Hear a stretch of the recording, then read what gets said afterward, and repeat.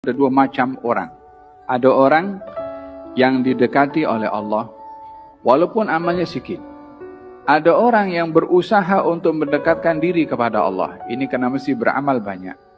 Perbezaannya antara kita didekati oleh Allah atau kita berusaha untuk mendekatkan diri kepada Allah. Tentunya tidak sama orang yang didekati oleh Allah, Allah sendiri yang nak mendekat kepada dia, dengan orang berusaha untuk mendekatkan diri kepada Allah Subhanahu wa taala. Hal ini kita dapat melihat daripada dua hadis Nabi Muhammad sallallahu alaihi wasallam tentang orang ingin mencari cinta dari Allah, antara orang yang dicinta oleh Allah atau orang yang mencari cinta dari Allah.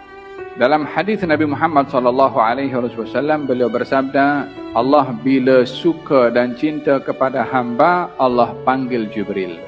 Wahai Jibril, aku suka kepada fulan bin fulan. Engkau suka juga pada dia. Jibril pun suka pada dia. Jibril panggil kepada penghuni langit, wahai penghuni langit, sesungguhnya Allah suka kepada fulan bin fulan. Engkau pun juga kena suka. Maka malaikat di langit pun juga suka kepada fulan bin fulan. Apa sebabnya? Disebabkan Allah suka pada dia. Allah sendiri yang zahirkan cintanya kepada hamba. Itu hak otoriti mutlak Allah untuk pilih siapa yang Allah nak cinta. Tak ada siapa boleh kontrol Allah Subhanahu wa taala. Di antara jumlah malaikat cukup ramai, Allah pilih 10 malaikat. Tak ada siapa yang pengaruhi Allah untuk pilih Jibril sebagai pemegang amanah wahyu. Tak ada siapa yang pengaruhi Allah untuk memilih Israfil untuk memegang sangkakala atau malaikat maut sebagai pencabut nyawa. Tak ada siapa pengaruhi Allah untuk lantik fulan daripada malaikat untuk menjadi malaikat yang bertugas dengan tugasan tertentu. Allah tidak dipengaruhi oleh sesiapa pun. Dia Tuhan. Demikian juga Allah memilih di antara sekian ramai manusia. Daripada sekian ramai manusia, yang dipilih adalah para anbiya dan para rasul. Tak semua para nabi dan juga para rasul adalah melantik dirinya untuk dipilih menjadi nabi dan rasul. Tak ada. Oleh sebab itu, kedudukan kenabian ini bukan kedudukan yang boleh dicari oleh orang yang dilantik oleh Allah jadi nabi karena dia beramal baik lalu dilantik oleh Allah menjadi nabi. Tak ada. Itu pilihan mutlak langsung Allah Subhanahu wa taala nak pilih sesiapa. Anak-anak Nabi Yakub ada 12 orang.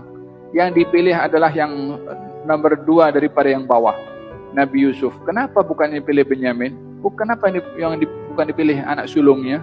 Ada juga yang dilantik oleh Allah menjadi kekasih-kekasihnya, dipilih oleh Allah Subhanahu wa taala untuk menjadi orang yang hampir dan dicinta oleh Allah Subhanahu wa taala. Oleh sebab itu Nabi bersabda, kalau Allah itu suka kepada seorang hamba, akan dipersenangkan kepada kebaikan. Hamba itu berbuat baik, sudah didahului Allah suka kepada dia sehingga dia diberi taufik untuk berbuat kebaikan. Ini golongan yang pertama. Orang yang didahului oleh Allah dengan cinta dan kasih sayangnya. Yang kedua adalah orang yang berusaha untuk meraih cinta Allah. Katakan wahai Rasulullah Muhammad, kalau kamu betul ingin dapat cinta Allah, maka engkau ikut aku, yakni Rasulullah, maka Allah akan cinta kepada engkau. Ini kedudukan orang yang ingin meraih cinta daripada Allah Subhanahu wa taala. Dalam hadis qudsi, Allah Subhanahu wa taala berfirman, siapa orang yang memerangi wali-wali aku perangi kepada dia. Saya senang kalau hamba mendekatkan diri kepada saya dengan melakukan apa yang diperintah oleh saya. Dan kalau hamba tadi menyempurnakan ibadah fardunya dengan yang sunnah, maka aku cinta pada dia. Ini cinta diberi setelah amal. Yang pertama tadi adalah cinta diberi sebelum apa-apa. Langsung diberikan oleh Allah Subhanahu wa taala kepada hamba tersebut. Oleh sebabnya demikian, kata Ibn Athaillah Sakandari, kalau Allah membuka ruang kepada kamu untuk dikenali, dicintai, didekati oleh Allah, jangan peduli sebanyak mana amal yang kamu buat. Allah bila suka kepada hamba diuji. Kata Ibn Athaillah Sakandari di sini mengatakan, ketika seseorang itu diuji oleh Allah sebagai tanda cinta Allah kepada dia, jangan peduli keadaan ujian itu apapun sebanyak manapun besarnya. Karena yang sedang diberi oleh Allah kepadanya cinta tidak boleh dibandingkan dengan dugaan yang dia hadapi. Oleh sebab itu, dalam pertemuan yang lalu saya ceritakan seorang sahabat Nabi bernama Urwah ibn Zubair. Urwah ini, dia ada sakit pada kakinya sehingga menyebabkan kakinya kena potong. Awalnya beliau di offer untuk minum arak dulu.